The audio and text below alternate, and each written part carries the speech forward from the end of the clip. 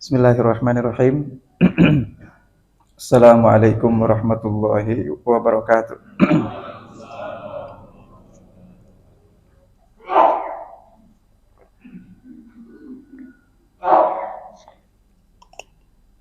Innal hamdalillah wa inna syukralillah wa inna tsanaa kullahu lillah tsumma sholatu wassalamu ala rasulillah ala nabiyyina Muhammad ibn Abdillah alaihi afdhalus shalah wa atammut taslim wa la haula wa la quwata illa billah. Asyhadu an la ilaha illallah wahdahu la syarikalah wa asyhadu anna nabiyyan abduhu wa rasuluhu alladzi la nabiyya ba'dah.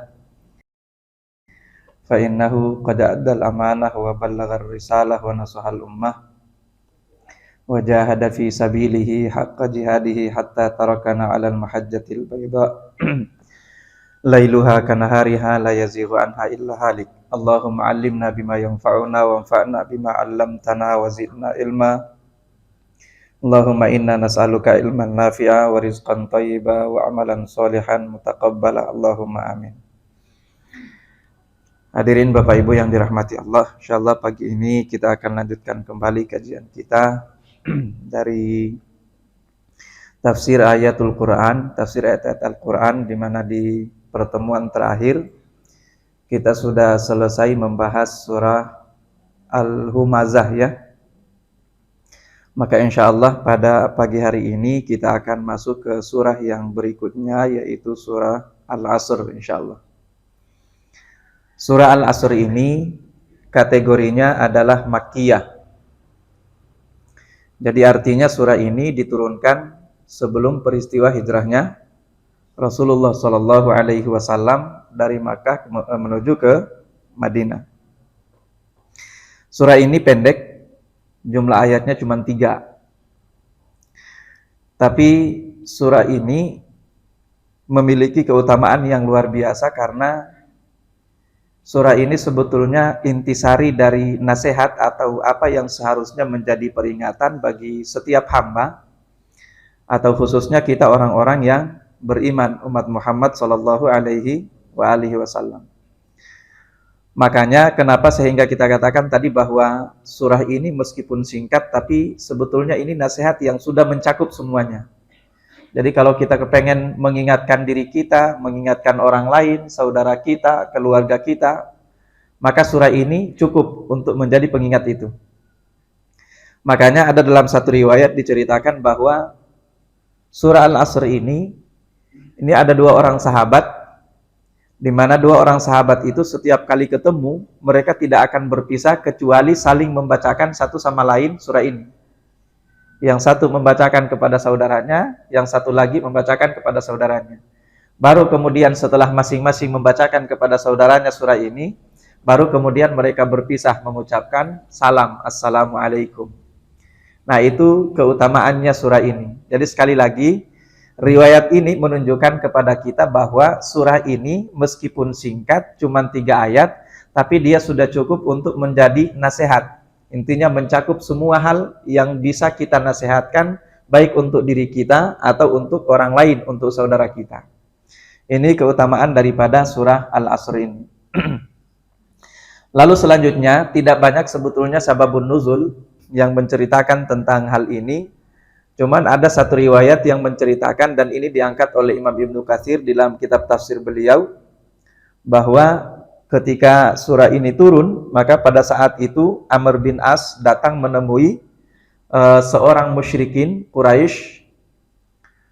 Orang ini pembohongnya Quraisy, namanya Musailamah. Musailamah, gelarnya itu Al-Kadzab. Jadi disebut Musailamah Al-Kadzab. Apa artinya Al-Kadzab? Orang yang gemar bohong. Itu Al-Kadzab namanya. Jadi kalau ada orang yang suka bohong, kasih aja gelar Al-Kadzab. Sebetulnya kalau secara bahasa Al-Kadzib ya. Orang yang berbohong itu Al-Kadzib. Tapi kalau Al-Kadzib itu mungkin 1-2 kali bohongnya. Tapi kalau bohongnya sudah jadi hobi, itu jadi Al-Kadzab. Nah, Musailamah ini itu adalah Al-Kadzab. Kenapa? Karena dia suka bohong. Ketika Amr bin As datang kepada Musailamah Al-Kadzab, ditanya oleh Musailamah, Surah apa lagi yang turun? Yang turun kepada sahabat kamu itu, kata Musailamah Al-Kadzdzab. Kemudian kata Amr bin As, dia mengatakan surah yang sangat singkat tapi luar biasa. Kata Amr bin As, dibacakanlah oleh Amr bin As surah ini, wal asr innal insana lafi khusr illal ladzina amanu wa amilus solihat wa tawasaw bil haq wa tawasaw bis sabr. Setelah itu Musailamah Al-Kadzdzab diam sebentar. Lalu setelah beberapa saat kemudian dia langsung mengatakan, saya juga diturunkan kepada saya barusan ayat. Kata dia begitu. Ya, makanya orang ini disebut Al-Kadzdzab. Lalu setelah itu kemudian dia bersyair. Cuman syairnya itu masih diperdebatkan oleh para ulama. Yang jelas bahwasanya orang ini memang jago atau hobi bersyair. Cuman bagaimanapun juga diakui oleh bangsa Arab, bahkan para ahli syair sekalipun, mereka mengakui bahwa bahasa yang dimiliki oleh Al-Quran itu tingkat kesusastraannya tidak bisa ditandingi oleh bahasa manapun, oleh syair manapun, nggak bisa. Makanya ketika Rasulullah Shallallahu Alaihi Wasallam diutus menjadi nabi, dan pada saat beliau mulai melakukan dakwah jahriyah, yaitu dakwah terang-terangan, nah ketika memasuki musim haji itu kan musim di mana orang-orang di luar Arab semuanya datang berkumpul di Makkah Al-Mukarramah untuk menunaikan ibadah haji pada bulan Dzulhijjah. Nah, ini orang-orang musyrikin Quraisy mereka takut. Ini nanti Muhammad kalau bakalan datang orang ke Makkah untuk melakukan haji, pasti dia akan mendakwahi satu persatu mereka ini. Nah, oleh sebab itu mereka berkumpullah. Ketika mereka berkumpul, mereka kemudian membahas tentang kira-kira apa yang harus kita katakan kepada orang-orang yang datang untuk membendung dakwah Muhammad ini. Nah, maka salah satu di antara kata yang diusulkan oleh mereka itu, bilang aja bahwa orang itu penyair. Jadi nanti ayat-ayat yang dia sampaikan itu, nanti menurut orang-orang ini, itu syair. Itu cuma syair-syair doang itu. Karangan Muhammad sendiri. Tapi ternyata ketika ada yang mengusulkan seperti itu, ternyata rata-rata mengatakan nggak mungkin bisa mereka percaya. Nggak bakalan percaya orang-orang yang datang itu kalau kita katakan bahwa Muhammad itu seorang penyair. Kenapa? Ayat-ayat yang dia sampaikan itu benar-benar tidak sama dengan syair manapun. Nggak bisa. Makanya mereka kemudian tidak sepakat untuk mengatakan bahwa Muhammad itu adalah seorang penyair. Kenapa? Takut sendiri mereka. Karena mereka sadar, mereka paham bahwa bahasa yang Allah gunakan dalam kitabnya Al-Quran ini yang diturunkan kepada Nabinya Muhammad SAW itu tingkat kesusastraannya sama sekali tidak bisa ditandingi oleh bahasa manapun, meskipun mereka sebetulnya ahli syair pada saat itu. Nah, kita kembali. Jadi Musailamah Al-Kadzdzab itu kemudian menyampaikan tentang syairnya yang pendek dan singkat itu. Lalu setelah dia menyampaikan tentang syair itu, ini jagonya juga ya, jadi cuman merem sebentar kira-kira kalau istilah kita, tapi tiba-tiba langsung bisa bersyair. Itu kan luar biasa juga seharusnya. Orang-orang kan kalau mengarang puisi itu bisa butuh beberapa hari kan. Misalnya ya minimal berjam-jam lah. Nah, ini dia enggak sampai, cuman beberapa menit dia diam langsung kemudian mengucapkan syairnya itu. Setelah itu kemudian dia nanya kepada Amr bin As, apa pendapatmu kira-kira dengan ayat yang barusan turun kepada saya? Maka Amr bin As mengatakan, wahai Musailamah Al-Kadzdzab, Anda sendiri tahu, Anda sendiri yakin bahwa sebetulnya saya yakin kalau Anda bohong. Ya, jadi Anda sendiri tahu dan Anda pasti yakin bahwa saya yakin Anda bohong. Itu kata Amr bin As. Pada saat itu diamlah Musailamah Al-Kadzdzab. Nah, hanya ini yang saya ketemukan riwayat yang terkait dengan sababun nuzul daripada surah Al-Asr ini. Intinya bahwa surah ini turun sebelum peristiwa hijrahnya Rasulullah Shallallahu Alaihi Wasallam. Kita akan masuk pada kandungan yang dimiliki atau dimuat oleh surah Al-Asr ini. Surah ini dibuka oleh Allah Subhanahu Wa Taala dengan Al-Qasam.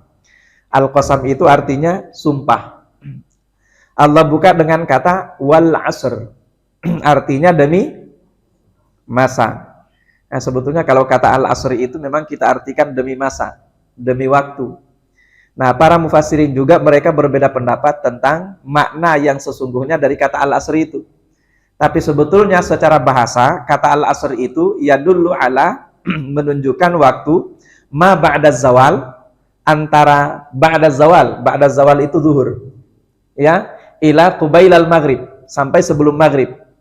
Itu waktu asar yang sesungguhnya secara bahasa. Makanya ada sholat di antara sekian sholat wajib kita, ada yang disebut sholat asar, yang kemudian juga sering disebut sebagai as-sholatul wusta. Jadi sholat asar itu disebut sebagai as-sholatul wusta di dalam firman Allah Subhanahu wa taala yang berbunyi hafidhu 'alas sholawati was sholatil wusta. Jagalah atau peliharalah sholat kalian yang 5 waktu itu, dan terkhusus lagi adalah as-sholatul wusta, dan as-sholatul wusta yang dimaksud adalah sholatul asr. Nah, maka kata al-asr itu artinya waktu asr, dan waktu asr itu antara zuhur dan maghrib.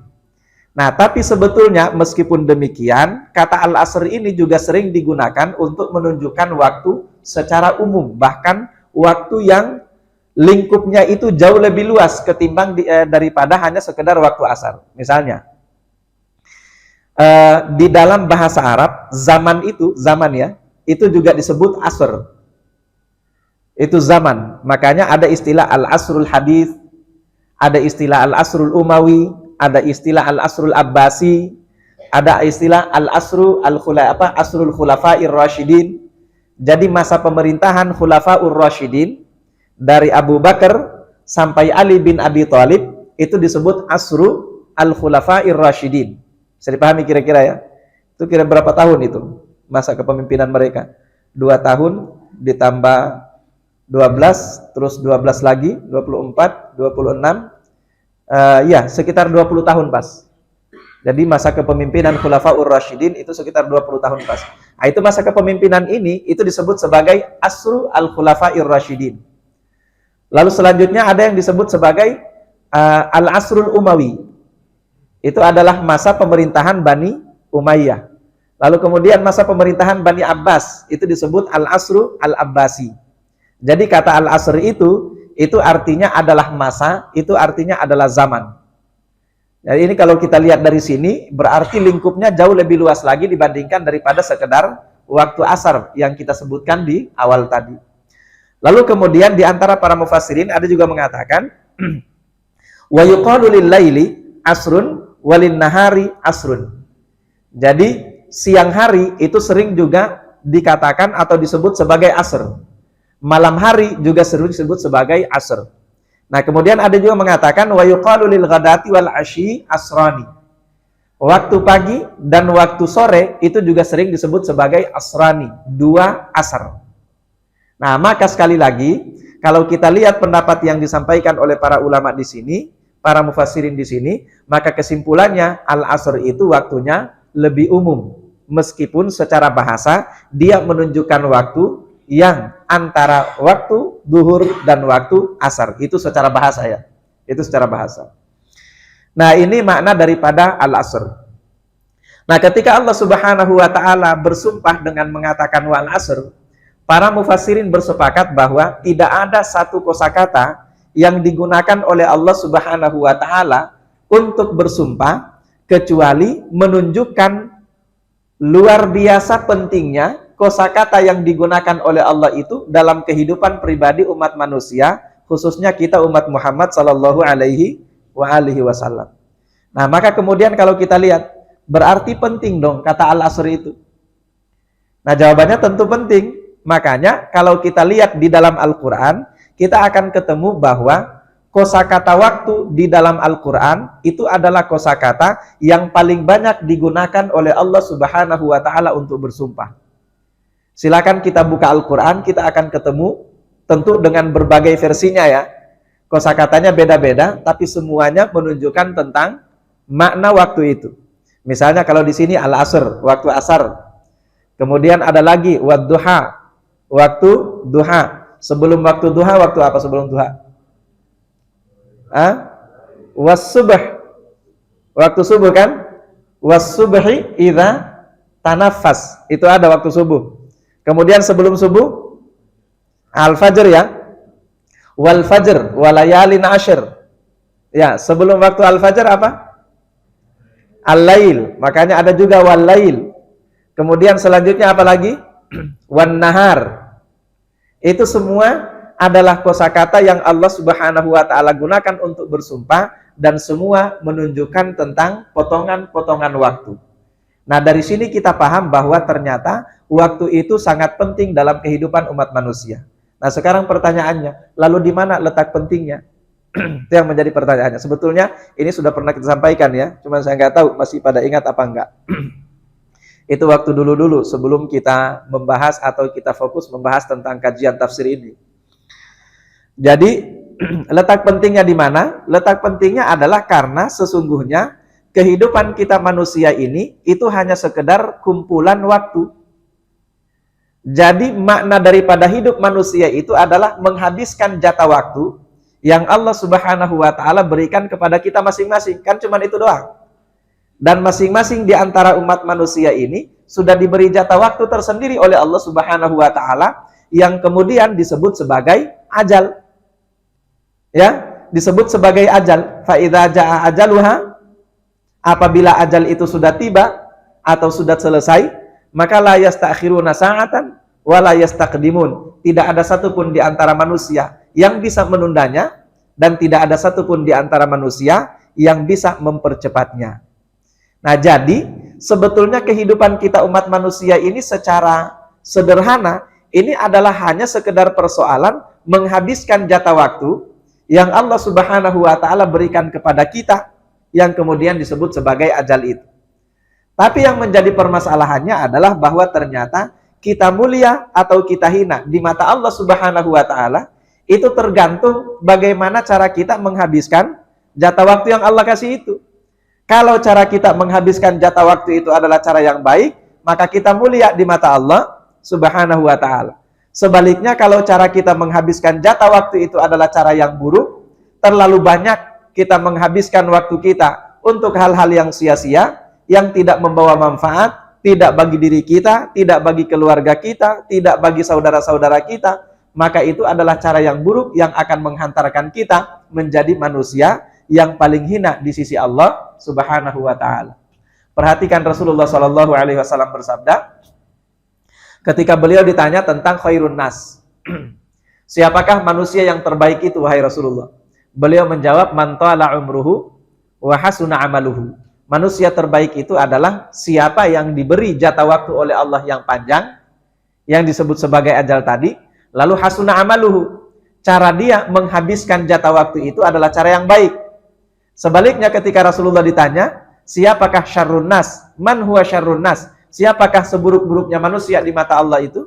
Rasulullah kemudian mengatakan, man tala umruhu, orang yang dikasih jatah waktu yang panjang oleh Allah Subhanahu wa taala, tapi kemudian wasa'a amaluhu, cara dia menghabiskan jatah waktunya itu adalah cara yang buruk. Ini rata-rata usianya berapa kira-kira? Beda-beda sih ya. 25-an ya. 25-an rata-rata. Nah, maksud saya adalah bahwa kita silakan sekarang kita renungkan yang usianya misalnya sekarang 60 tahun. Coba hitung-hitung lagi. Di antara 60 tahun itu, kira-kira berapa puluh tahun kita sudah gunakan untuk kebaikan dan berapa puluh tahun kita sudah gunakan untuk keburukan atau dosa atau kejahatan atau maksiat. Sebetulnya kalau kepengen menghitung ya nggak usah 60 tahun. Sederhana saja setiap harinya coba kalau kita menghitung. Dalam setiap hari, setiap malam itu kan ada 24 jam Bapak Ibu. Dari 24 jam itu berapa lamanya kita tidur? Tidur berapa lama kira-kira? Ya? 8 jam kan katakannya kata ilmu kedokteran ya, rata-rata ya. Tidur yang efektif itu bagi orang dewasa kan 8 jam. Itu bagi orang dewasa. Tapi kan bagi anak bayi ya, bayi, balita, mereka kan tidurnya rata-rata 12 jam setiap harinya. Itu tidurnya. Kenapa? Karena masih masa pembentukan otak pada saat itu.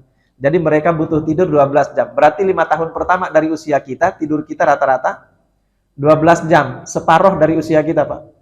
Jadi 5 tahun pertama dari usia kita, 2,5 tahun dipakai untuk tidur, 2,5 tahun dipakai untuk yang lain-lain selain daripada itu. Nah sekarang kita nggak usah hitung itulah. Kita hitung yang rata-rata manusia dewasa. Dari 24 jam sehari semalam. Berapa lama yang kita gunakan untuk sholat? Tadi sholat subuhnya berapa lama ya? Kayaknya singkat tadi bacaannya. Iya, sholat subuh tadi paling 10 menit ada? Nggak ada ya, nggak ada 10 menit. Ya kalau kita rata-ratakan 10 menit saja misalnya kan ya. Kita rata-ratakan 10 menit berarti kan kalau kali 5 jadi berapa itu? Ya cuma 25 menit kan? Tambah sholat sunat deh. Sholat sunat paling berapa lama itu sholat sunatnya? Rata-rata 5 menit lah, 5 menit itu udah khusyuk itu Bapak Ibu. 5 menit itu udah khusyuk itu. Nah berapa rakaat sholat sunat kita atau berapa kali kita sholat sunat misalnya dalam sehari semalam? Ya intinya nggak ada 1 jam kan ya? Ada 1 jam nggak kira-kira? Sholat kita dari 24 jam. Misalnya sehari semalamnya. Ini yang harus kita hitung-hitung. Nah kemudian selanjutnya tidur kita saja sudah 8 jam. Berarti kan sudah sepertiganya dari usia kita 1 hari ya. Dari 1 hari, dari 24 jam sudah dipotong sepertiga itu untuk tidur. Lalu untuk makan berapa lama? Apalagi kalau makannya di restoran sambil ngobrolin bisnis. Nah kira-kira ini adalah waktu atau ini kira-kira cara menghabiskan waktu yang baik atau yang buruk kira-kira ini? Itu yang harus jadi pertanyaan besar. Karena kita juga tidak bisa mengatakan bahwa dalam 24 jam kita bisa beribadah dengan ibadah mahdhah total 24 jam. Nggak bisa juga. 24 jam kerjaannya cuma sholat doang, baca Al-Quran doang. Bisa nggak kira-kira zikir doang, doa doang? Bisa nggak kira-kira kayak gitu? Nggak bisa juga itu Pak. Lalu kemudian bagaimana cara untuk menyiasatinya agar supaya kemudian 24 jam itu semua bisa dimasukkan dalam kategori cara menghabiskan waktu yang baik. Ya gampang saja. Bagaimana caranya? Niatkan semua untuk ibadah. Kalau kita niatkan semua untuk ibadah, maka itu termasuk bagian dari cara yang baik dalam menghabiskan jatah waktu yang Allah Subhanahu wa taala berikan kepada kita. Dan yang paling penting, paling utama, yang paling banyak menghabiskan porsi waktu tadi itu. Apa tadi yang paling banyak menghabiskan porsi waktu? Ya tidur tadi itu Bapak Ibu. Makanya tidurnya itu sebelum tidur zikir dulu, sebelum tidur doa dulu, sebelum tidur berniat dulu, ya Allah, jadikanlah tidur saya ini sebagai ibadah agar supaya dia termasuk bagian dari cara menghabiskan jatah waktu yang baik dalam pandangan Allah Subhanahu wa taala. Demikian pula kalau makan. Nah, makan nggak apa-apa khusyuk, Pak. Ya harus khusyuk kalau makan ya, Pak. Kalau nggak khusyuk nggak dinikmati, Pak. Nah, tapi bagaimana caranya? Ini kan jatah waktu yang kita habiskan untuk makan juga lumayan panjang kan? Apalagi kalau makannya di restoran misalnya sambil ngobrol kan? Ya sudah, niatkan itu. Misalnya niatnya untuk apa? Silaturahim misalnya kalau sama kawannya kan? Atau kalau enggak misalnya meskipun kita sambil ngobrol, yang kita obrolin ini demi untuk maslahat. Maslahat bagi kita tidak hanya sekedar dunia tapi juga maslahat untuk akhirat kelak. Semua kita niatkan untuk ibadah. Dengan catatan hindarkan dosa dan pelanggaran. Itu saja. Apapun yang kita lakukan dalam kehidupan kita ini, selama dia tidak termasuk bagian dari dosa, kalau Anda niatkan sebagai ibadah, masuk dalam kategori ibadah itu. Makan masuk dalam kategori ibadah. Dapat pahala kita dengan demikian. Selain kita dapat pahala dengan itu, dia juga bisa masuk dalam kategori cara kita menghabiskan waktu dengan cara yang baik. Dengan demikian insya Allah kita akan termasuk bagian daripada khairun nas, manusia yang paling mulia di mata Allah Subhanahu wa taala. Bisa dipahami kira-kira? Nah, ini keterkaitan antara al-asr, waktu, dengan pentingnya dalam kehidupan setiap pribadi umat manusia itu. Kita lanjut. Selanjutnya dikatakan oleh Allah Subhanahu wa taala, jadi ini sumpahnya, selanjutnya kontennya itu apa? Allah Subhanahu wa taala katakan innal insana lafi khusr. Inna, sesungguhnya, al-insan. Apa itu al-insan? Insan itu artinya manusia. Nah, meskipun memang para ulama atau para mufassirin mereka berbeda pendapat terkait dengan makna yang dimaksud oleh Allah dari kata al-insan ini. Ada yang mengatakan bahwa yang dimaksud oleh Allah dengan kata al-insan ini adalah al-kufar, orang-orang kafir. Bahkan ada di antara para mufassirin yang menyebut siapa yang dimaksud dengan kata al-insan ini. Ada yang mengatakan mereka adalah satu, Al-Walid bin Mughirah, yang kedua Al-As bin Wa'il, yang ketiga Al-Aswad bin Abdul Muttalib. Ada yang mengatakan seperti itu ya. Ini kita cuma memaparkan pendapat yang disampaikan oleh para mufassirin, tapi pendapat ini pendapat yang lemah. Cuman karena kita menghormati pendapat para mufassirin, maka tetap kita sebutkan. Kenapa kita katakan pendapat yang lemah? Karena nanti ada illah. Illah itu artinya pengecualian. Nah, kalau ada pengecualian, berarti nanti nggak akan kena. Kalau misalnya disebutkan, innal insana lafi khusr, sesungguhnya, kalau misalnya kita ambil pendapat yang tadi ya, yang kita katakan lemah tadi, Al-Walid bin Mughirah itu lafi khusr, dalam kerugian. Kemudian Al-As bin Wa'il dalam kerugian. Kemudian Al-Aswad bin Abdul Muttalib dalam kerugian. Nah, sekarang pertanyaannya, kecuali. Nah, kecualinya ini siapa? Kan tidak mungkin, kan jadi rancu maknanya. Yang namanya kecuali itu kan mengeluarkan dari yang ada. Misalnya jamaah al-muttaqin, semuanya sholat subuh berjamaah. Kecuali si fulan. Itu berarti si fulan yang tidak ikut berjamaah itu masuk bagian dari jamaah al-muttaqin. Nah, kalau dikatakan bahwa yang dimaksud dengan al-insan tadi 3 orang ini, ketika Allah mengatakan illa kecuali, nah ini akan rancu, siapa yang akan dikeluarkan dari sini? Nggak akan mungkin kan? Sementara 3 nama yang disebutkan di sini, itu semuanya adalah orang-orang kafir di zaman Rasulullah SAW, dan dipastikan mereka tidak ada satupun yang masuk Islam. Jadi kemudian rancu maknanya kalau kita katakan seperti itu. Cuman sekali lagi, seperti kita katakan tadi, karena ini adalah pendapat yang disampaikan oleh para mufassirin, maka untuk menghormati, kita wajib untuk menyampaikan itu. Selanjutnya, nah jadi apa yang dimaksud dengan al-insan itu sebetulnya makna secara umum. Para ulama mengatakan kata al-insan itu ya dulu alal jins, itu menunjukkan jins. Jins itu adalah jenis, jins itu adalah bangsa. Jadi yang dimaksud di sini adalah bangsa manusia. Kira-kira seperti itu. Jadi seluruh umat manusia tanpa kecuali. Dia hidup di zaman manapun, dia hidup di belahan bumi manapun, kapanpun dia hidup, mau dia orang Eropa, mau dia orang Afrika, mau dia orang Asia, mau dia orang Amerika, semua yang namanya al-insan itu masuk dalam kata, atau semua yang namanya manusia itu masuk dalam kategori al-insan yang dimaksud oleh Allah Subhanahu wa taala di dalam ayat ini. Nah, selanjutnya, innal insan, sesungguhnya semua manusia itu lafi khusr. Nah, ini ada kata lafi khusr. Kalau kita perhatikan, sesungguhnya kalau Allah menggunakan kata fi khusr itu sudah cukup. Fi khusr, dalam kerugian. Tapi sebelum kata fi itu ada huruf yang disebut huruf lam, la, fi khusr. Di dalam bahasa Arab ini disebut sebagai at-taukid. At-taukid itu adalah penguat. At-taukid itu adalah penegasan. Jadi artinya kira-kira la fi khusr itu sungguh mereka semuanya merugi. Jadi hukum pertama, hukum asal semua manusia. Hukum asal semua manusia itu adalah merugi. Ini hukum asalnya ya. Jadi yang tidak rugi itu pengecualian. Nah, sekarang pertanyaannya, kira-kira antara yang dikecualikan dengan yang disebut secara umum, biasanya banyakan yang mana, Pak?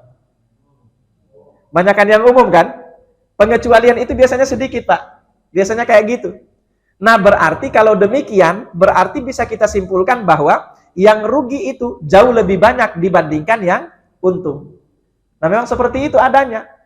Makanya ketika Allah menjelaskan tentang ahlul jannah, para penghuni surga, itu rata-rata Allah menggunakan kata wa qalilun minhum. Sedikit di antara mereka. Artinya lebih banyak, mayoritas di antara manusia itu mereka ada dalam kerugian, dan mayoritas di antara manusia itu akan menjadi penghuni neraka jahanam. Na'udzubillahi min dzalik. Makanya kalau kita lihat di sini, ini yang hadir di sini kira-kira berapa persennya? Berapa persennya? Ini RW berapa? RW 11, RW 3. Berapa persennya kira-kira yang hadir? Kita tidak mengatakan yang hadir di sini yang beruntung, yang nggak hadir di sini nggak beruntung. Kita nggak mengatakan demikian ya. Tapi kan setidaknya ada yang namanya tanda-tanda, ada yang namanya ciri-ciri kan? Setidaknya ada yang namanya seperti itu. Nah, meskipun kita tidak menyimpulkan, yang tidak hadir di sini mereka semuanya rugi, yang beruntung itu cuma yang hadir di sini. Sama sekali kita tidak mengatakan seperti itu. Tapi intinya bahwa dari tanda-tanda kita sudah bisa menyimpulkan bahwa di antara orang-orang yang rugi dibandingkan dengan orang-orang yang beruntung, yang rugi pasti jauh lebih banyak. Saya pernah sampaikan apa belum ya? Jadi kurang lebih 1 bulan yang lalu kalau nggak salah saya ngobrol-ngobrol dengan salah satu orang partai ya. Saya nggak usah sebutkan partainya apa. Jadi mereka ini kan rutin melakukan survei. Jadi dikatakan oleh orang itu, kawan itu dia katakan begini. Jadi di antara umat muslim yang ada di Indonesia ini, yang Kalau dibandingkan dengan non-muslim, jumlahnya kira-kira kurang lebih 80% ya. 80%. Kata dia dari 80% umat muslim itu ternyata muslim yang taat itu hanya sekitar 5%. Bayangkan Pak. Jadi muslim yang taat itu hanya sekitar 5%. Kira-kira masuk akal nggak? Masuk akal Pak. Bagaimana caranya kalau kita pengen lihat itu? Lihat aja pas lebaran. Gampang kan? Lebaran itu muslim semua itu yang datang. Ya bandingkan kemudian dengan yang rajin sholat berjamaah, yang rajin ikut pengajian seperti ini, itu masuk akal kalau kemudian dikatakan ternyata muslim taat itu cuma 5%. Jadi wajar ketika Allah Subhanahu wa taala katakan innal insana lafi khusr. Ini hukum yang awal, hukum awalnya, hukum asalnya. Semua manusia itu hukum asalnya semuanya merugi. Kenapa? Karena rata-rata memang kebanyakan merugi. Perhatikan lagi dalam firman Allah yang lain misalnya. Walaqad dzara'na li jahannama katsiran minal jinni wal insi. Neraka jahanam itu kami sediakan kebanyakan di antara penghuninya itu adalah al jinni wal insi. Jadi memang mayoritas itu nanti akan ada di jahanam. Nah, kira-kira seperti itu. Nah, kemudian Allah Subhanahu wa taala katakan illa, kecuali. Nah, sebelum kita lihat illanya itu, kita akan terlihat terlebih dahulu kata khusr. Apa sih yang dimaksud dengan khusr itu? Jadi khusr itu secara bahasa itu artinya adalah rugi. Secara bahasa ya. Atau kalau enggak bangkrut, gulung tikar, itu rugi. Nah, kita lihat apa yang disampaikan oleh para mufassirin. Al-khusru wal khusran an-nuqsanu wa dhahabu ra'sul mal. Jadi yang namanya rugi itu adalah an-nuqsan, kurang. Enggak cukup. Amal soleh Anda enggak cukup untuk menyelamatkan Anda dari neraka. Nah, itu namanya rugi itu. Kita capek-capek melakukan amal soleh, tapi ternyata nggak cukup buat nyelamatin kita dari neraka. Kenapa? Karena ternyata kebanyakan dosanya. Kan rugi namanya. Kalau orang lebih banyak dosanya dibandingkan daripada pahala dan amal solehnya, itu artinya modalnya lebih banyak dibandingkan untungnya. Kan seperti itu. Nah, itu namanya khusr. Atau bahkan lebih parah lagi, kata beliau di sini, dhahabu ra'sul mal. Lebih parah lagi, kalau sampai modalnya juga hilang. Itu rugi yang luar biasa. Jangan sampai kita seperti itu. Makanya mari kita menghitung-hitung. Mudah-mudahan kita yang hadir di sini, amal soleh kita jauh lebih banyak ketimbang daripada dosa dan maksiat yang sudah kita lakukan. Dengan demikian insya Allah kita tidak akan termasuk bagian daripada orang-orang yang merugi. Amin ya rabbal alamin. Kita berharap dari majelis ilmu seperti ini, di mana keutamaannya luar biasa disampaikan oleh Allah Subhanahu wa taala dan Rasulnya, mudah-mudahan ini termasuk amalan unggulan yang bisa menandingi dan bisa menutupi semua keburukan dan dosa yang bisa kita lakukan dalam kehidupan kita. Tapi jangan juga berbangga ya. Saya rajin ikut pengajian, nggak apa-apa dong melakukan dosa. Insya Allah pahala pengajian saya jauh lebih banyak daripada dosa saya. Jangan juga begitu ya, bahaya itu, bisa rugi beneran itu. Nah, selanjutnya fi khusr ada lagi yang memaknai kata khusr itu sebagai halakah, kebinasaan, binasa. Yang kedua, khusr itu ada yang mengartikan sebagai uqubah, hukuman. Ada juga yang mengatakan lafi syarrin, sungguh dalam keadaan buruk. Nah, intinya semua makna yang sudah disampaikan oleh para mufassirin itu semua masuk dalam kategori khusr. Jadi khusr itu nggak ada baik-baiknya. Rugi itu nggak ada baik-baiknya. Rugi itu nggak ada untung-untungnya sedikit pun. Ya, memang nggak ada untungnya kalau ruginya. Nah, kita lanjut. Anna kulla insanin fi al-matajiri wal masa'i wa sarfil a'mari fi a'marid dunya wa sarfil a'mari fi a'malid dunya la fi naqsin wa dalalin 'anil haqqi hatta yamuta. Bahwa orang-orang yang dikatakan sebagai orang yang merugi itu pertama fil matajir, dalam setiap aktivitasnya. Matajir ini sebetulnya bisnis ya, dagang. Kita umat manusia ini kan dalam kehidupan kita ini sedang berbisnis dengan Allah Subhanahu wa taala. Makanya kalau kita sadar bahwa kita ini sedang berbisnis dengan Allah, maka jadikan benar-benar apa yang kita lakukan itu tujuannya untuk Allah. Kenapa? Karena kita bisnisnya dengan Allah. Kalau kita sudah sadar bahwa kita bisnisnya dengan Allah, maka kita nggak akan kecewa dengan reaksi manusia. Nggak akan kecewa itu. Kita kadang-kadang sedekah kepada orang lain, kita bantu orang lain luar biasa ketika dia terpuruk, tapi begitu dia sukses misalnya kita dilupain misalnya kan. Banyak nggak yang kayak gitu? Banyak sekali. Nah, kalau kita membantu orang lain itu tidak dengan prinsip bahwa kita sedang berbisnis dengan Allah Subhanahu wa taala, maka saat dalam kondisi seperti itu kita pasti akan kecewa. Jadi kalau kepengen nggak kecewa, bagaimana caranya? Yakin bahwa hidup kita ini adalah bisnis kita dengan Allah Subhanahu wa taala. Nah, kemudian selanjutnya wal masai, al masai itu semua upaya yang kita lakukan. Kemudian sorfil a'mar itu adalah cara kita menghabiskan usia kita, seperti yang sudah kita sampaikan di awal tadi itu. Fi a'malid dunia, dalam kehidupan dunia ini, lafi naqsin, semuanya berkurang, atau semuanya kurang, semuanya tidak cukup untuk menghantarkan kita menjadi para penghuni surga di akhirat kelak. Itu yang dimaksud dengan khusr. Selanjutnya, illal ladzina amanu wa 'amilus sholihat wa tawashaw bil haqq wa tawashaw bis sabr. Illa, kecuali yang tidak merugi itu siapa saja? Pertama, alladzina amanu, orang-orang yang beriman. Orang yang beriman itu kayak gimana? Ya pertama harus ada iman. Kalau nggak ada iman, kebaikan itu pasti sia-sia. Ini harus dipahami ya. Iman ada, kebaikan tertampung. Iman tidak ada, kebaikan sia-sia. Sama dengan Anda menampung air di dalam keranjang. Itu kalau nggak ada iman, nggak bakalan pernah ada sedikit pun di antara tetesan air itu yang Anda bisa tampung dalam keranjang Anda. Nggak bisa. Nah, lalu bagaimana caranya? Iman itu sebagai wadahnya. Ketika Anda sudah punya wadah, dan wadah Anda tidak bocor karena iman Anda memang iman yang benar, maka insya Allah kebaikan Anda itu akan tertampung di dalam wadah iman Anda itu. Kira-kira analoginya seperti itu. Nah, tapi ini kalau kita berbicara tentang akhirat ya. Kalau kita berbicara tentang dunia, ada amal-amal kebaikan tertentu yang mana ketika amal kebaikan itu diberikan ganjaran oleh Allah atau oleh Rasulnya, yang mana ganjaran itu sifatnya adalah duniawi, biasanya kebaikan itu pasti akan didapatkan oleh siapapun juga. Contoh misalnya sedekah. Sedekah ada ganjaran duniawinya enggak? Ada enggak ganjaran duniawinya? Ada, Pak. Apa ganjaran duniawinya? Rezeki Anda akan dilapangkan oleh Allah. Rezeki Anda yang akan datang kepada Anda itu tidak hanya sekedar apa yang sudah ditetapkan oleh Allah Subhanahu wa taala untuk Anda pada saat Anda berusia 120 hari di dalam rahim ibu Anda. Kan dalam rahim ibu kita ketika kita berusia 120 hari, salah satu di antara yang ditetapkan dari 4 poin, salah satu di antaranya adalah rezeki kita kan. Wa yu'maru bi arba'i kalimat. Diperintahkan oleh Allah Subhanahu wa taala kepada malaikat itu untuk menetapkan arba'i kalimat, 4 perkara. Pertama, bikat birizqihi, rezekinya. Itu kan yang paling pertama disebutkan oleh Allah.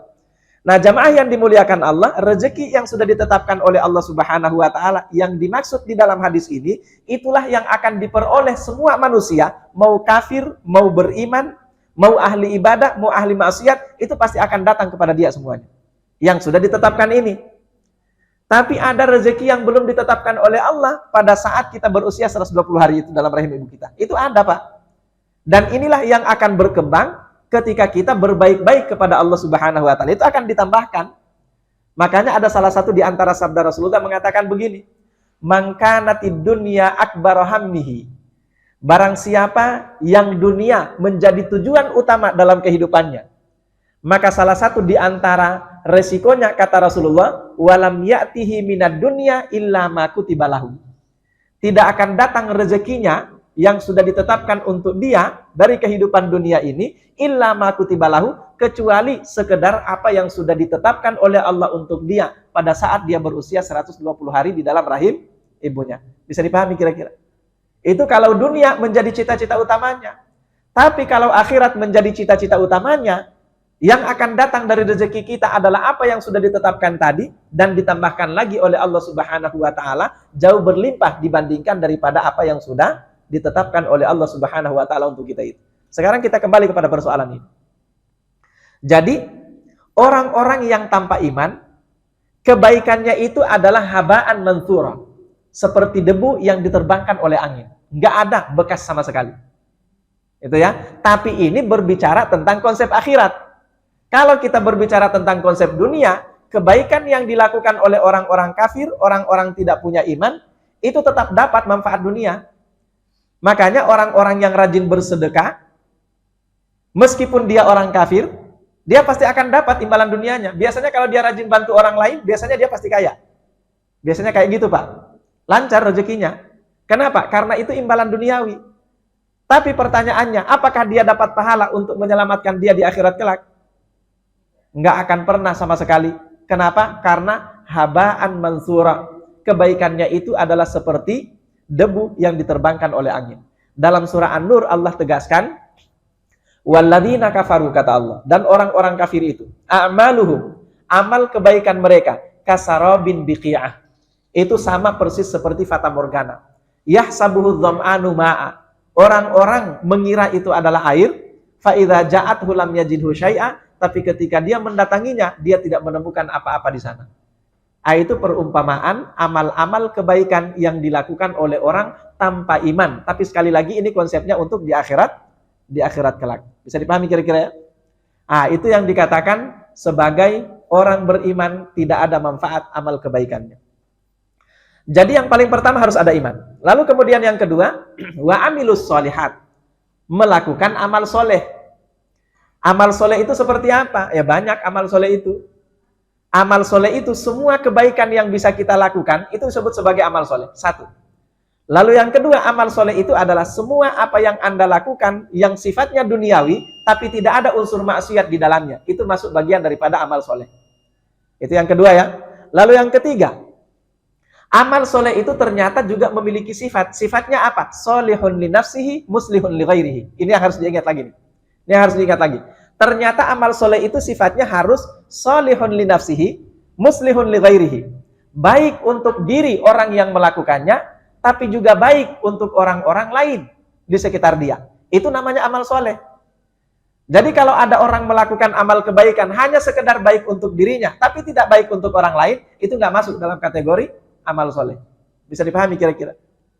Ada orang misalnya ibadahnya rajin, tapi ibadahnya merugikan orang lain. Bisa ada nggak kayak gitu? Ada nggak kira-kira kayak gitu? Ada. Ada. Jadi atas nama ibadah sebetulnya, kepengen ibadah, tapi dia kemudian menzalimi orang lain dengan ibadahnya. Itu kan namanya tidak muslihun li ghairihi. Ada orang korupsi. Dari hasil korupsinya kemudian dia naik haji. Baik kan Pak ya? Baik kan naik hajinya? Baik naik hajinya Pak.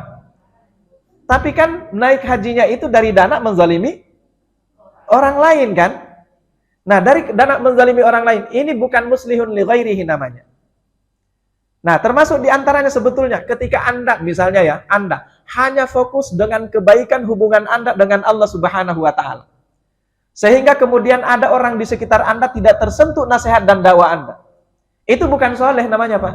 Kenapa? Karena tidak muslihun li ghairihi. Banyak orang yang mengatasnamakan dirinya sebagai hamba yang soleh, lalu gara-gara itu dia terputus hubungannya dengan orang-orang yang lain. Silaturahimnya jadi terputus dengan orang lain. Itu bukan amal soleh namanya. Karena amal soleh itu menurut para ulama, sifatnya harus pertama, solihun li nafsihi, baik untuk dirinya sendiri. Yang kedua, baik untuk orang lain juga. Kalau membawa manfaat untuk orang lain, itulah yang disebut sebagai amal soleh. Mudah-mudahan bisa dipahami ya. Mudah-mudahan bisa dipahami. Jadi kalau merusak orang lain, tidak ada manfaat untuk orang lain, itu bukan amal soleh namanya. Selanjutnya, jadi pertama yang tidak rugi harus ada iman. Yang kedua, iman tidak hanya sekedar iman, tapi juga harus ada amal soleh. Amal soleh sifatnya adalah solihun li nafsihi, muslihun li ghairihi. Baik untuk diri sendiri, diri yang melakukannya, dan baik untuk orang lain. Kemudian yang ketiga, watawasau bil haq. Saling menasehati terhadap kebenaran atau atas kebenaran. Maksudnya apa itu? Enggak cuek terhadap orang lain. Nah, makanya inilah yang kita katakan tadi bahwa harus muslihun li ghairihi. Anda sudah sholat, jangan biarkan tetangga Anda enggak sholat. Anda sudah baik, jangan biarkan tetangga Anda tidak baik. Anda sudah baik, jangan biarkan keluarga Anda tidak baik. Banyak orang yang kayak gitu kan? Nih ibu-ibu mohon maaf. Banyak di antara ibu-ibu, ibu-ibunya Masya Allah pakai jilbabnya gede-gede. Anaknya dibiarin open cup. Banyak yang kayak gitu kan? Anaknya dibiarin nggak pakai jilbab. Itu namanya tidak tawasau bil haq. Jadi harus tawasau bil haq. Anda sudah baik, perbaiki juga orang lain. Karena ini juga termasuk bagian dari kewajiban dan bagian dari syarat jika Anda ingin keluar dari kategori orang-orang yang merugi tadi itu. Harus seperti itu. Nah pertanyaannya sekarang, tapi Pak Ustadz kalau kita nasihatin orang lain, kita dianggap sok suci Pak Ustadz. Sok suci loh, kayak masa lalunya nggak kayak gitu aja. Orang tua nasihatin anaknya, jangan pacaran, nggak boleh, nggak baik tuh pacaran. Apa kata anaknya? Kayak bapak nggak pernah pacaran aja dulu. Ada reaksi kayak gitu kan? Gimana Pak kalau kayak gitu? Berhenti nggak nasihatin orang? Ya tetap harus nasihatin orang, itu namanya resiko. Itu namanya resiko. Jadi ketika kita berdakwah, kembali lagi kepada prinsip yang kita sampaikan di awal tadi, kita ini sedang berbisnis dengan Allah Subhanahu wa Ta'ala. Jadi menasihati orang lain itu adalah kewajiban. Nasihat Anda diterima atau tidak itu urusan dia dengan Allah. Jangan kecewa dengan itu Pak. Kenapa? Kita sedang berbisnis dengan Allah. Saat kita nasihatin orang lain, kita sebetulnya sedang berupaya untuk keluar dari kategori orang-orang yang merugi yang disampaikan oleh Allah di dalam ayat ini. Persoalan orang terima atau tidak itu urusan dia dengan Allah. Bagaimana kalau kita justru dihujat, dicaci maki? Itu pahala gratis itu. Dihujat, dicaci maki, pahala gratis itu Bapak Ibu. Yang penting jangan dibalas ya. Yang penting jangan dibalas. Beda lagi kalau dibalas itu. Jangan dibalas, diamin aja udah. Senyumin aja. Insya Allah yang sakit hati dia sendiri. Kira-kira begitu ya. Jadi yang ketiga adalah tawasau bil haq. Lalu yang keempat adalah watawasau bis sabr. Saling menasehati, saling mewasiati terhadap kesabaran. Kenapa harus ada kosakata sabar? Karena ternyata sabar itu adalah energi yang akan bisa mempertahankan Anda untuk tetap istiqomah memiliki 3 hal yang sebelumnya tadi. Coba Pak, kalau Anda punya iman tapi nggak sabar, rontok imannya Pak. Pasti rontok itu imannya. Yang kedua, Anda melakukan amal soleh tapi nggak sabar, rontok itu amal solehnya. Anda kemudian menasehati orang lain, tapi kemudian Anda tidak sabar, kapok itu nasihatin orang lainnya. Jadi sabar itu harus ada. Kenapa? Karena dia energi yang bisa mempertahankan Anda untuk tetap istiqomah memiliki 3 hal yang pertama atau 3 syarat yang pertama. Makanya sabar itu luar biasa di dalam Islam. Ya, innama yuwaffas sabiruna ajrahum bighairi hisab. Orang-orang yang bersabar itu pahalanya enggak terbatas. Pahalanya itu unlimited. Kenapa? Karena sabar ini ternyata kunci daripada segala-galanya. Nah, sekarang terakhir sebagai penutup, sabar itu ada 3. Sabar itu ada 3. Pertama, sabar dalam ketaatan. Ini diingat-ingat ini ya. Sabar dalam ketaatan. Kalau Anda taat nggak sabar, nggak bisa itu Pak. Paling taatnya cuma 1 bulan doang. Bulan Ramadan doang. Itu pun biasanya nggak penuh. Iya, kan banyak yang sholat tarawih biasanya kan cuma 10 hari. 10 malam. Nah, jadi harus ada sabar ya. Sabar dalam ketaatan. Kenapa? Karena taat itu berat Pak. Taat itu berat. Tapi beratan mana dari rindu? Beratan taat lah. Beratan taat dibandingkan rindu ya. Jadi taat itu berat. Karena berat dia butuh kesabaran. Ini pertama. Yang kedua selanjutnya sabar dalam meninggalkan maksiat. Itu yang kedua. Kenapa? Karena meninggalkan maksiat itu juga berat Pak. Ini lagi digodain nih, Masya Allah. Godaannya kan berat-berat luar biasa. Apalagi bapak-bapak ya. Ya. Godaannya kan luar biasa beratnya itu. Nah, untuk meninggalkan maksiat itu, menahan diri dari melakukan dosa, itu juga butuh kesabaran. Lalu kemudian yang ketiga, baru kemudian sabar dalam menerima ketentuan Allah Subhanahu wa Ta'ala yang menurut kita tidak baik. Menurut kita tidak baik. Itu ya. Ini 3 macam kesabaran. Saya akan ambil firman Allah Subhanahu wa Ta'ala sebagai penutup untuk menggambarkan 3 macam kesabaran ini. Pertama dalam surah Az-Zumar ayat 10. Allah berfirman, "Qul ya ibadiyalladzina amanu taqullaha ittaqu rabbakum." Katakan, wahai Rasulullah SAW, ya ibadi, wahai hamba-hambaku alladzina amanu, yang beriman, ittaqu rabbakum. Bertakwalah kepada Tuhan kalian. Pertama, makna takwa itu apa? Takwa itu kan secara sederhananya adalah menjalankan kewajiban, meninggalkan larangan. Itu kan definisi sederhana daripada takwa ya. Nah, lalu kemudian Allah Subhanahu wa Ta'ala melanjutkan, lilladzina ahsanu fi hadhid dunya hasanah wa ardullahi wasi'ah innama yuwaffas sabiruna ajrahum bighairi hisab. Allah tutup ayat ini dengan mengatakan, orang-orang yang sabar itu akan mendapatkan ganjaran unlimited, tidak terbatas. Nah, kenapa Allah tutup dengan mengatakan orang-orang yang sabar akan mendapatkan ganjaran tidak terbatas? Karena takwa itu adalah butuh kesabaran, yaitu menjalankan perintah, meninggalkan nasihat, itu butuh yang namanya kesabaran. Ini 2 macam sabar ya. Sabar dalam ketaatan, sabar dalam meninggalkan maksiat. Adapun sabar dalam menerima semua ketentuan Allah Subhanahu wa Ta'ala, itu ada di dalam surah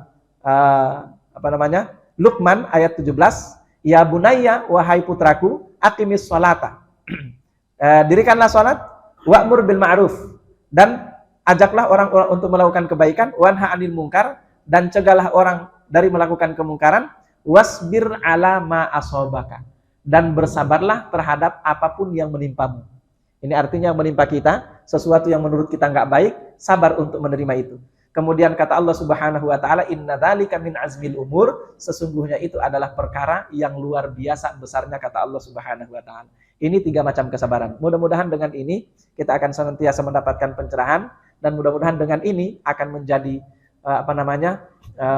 renungan bagi kita untuk senantiasa bisa membebaskan kita dari kerugian sebagai hukum awal dari setiap manusia di muka bumi ini. Wallahu a'lam bishawab.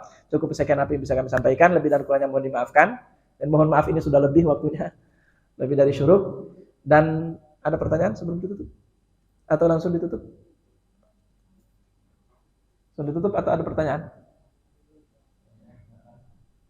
Silakan kalau ada pertanyaan. Tidak ada? Baik, kalau tidak ada pertanyaan, kita tutup saja ya. Kita tutup dengan sama-sama baca hamdalah. Alhamdulillahirabbil alamin. Doa kafaratul majelis. Subhanakallahumma wa bihamdika asyhadu an la ilaha illa anta astaghfiruka wa atubu ilaik. Assalamualaikum warahmatullahi wabarakatuh.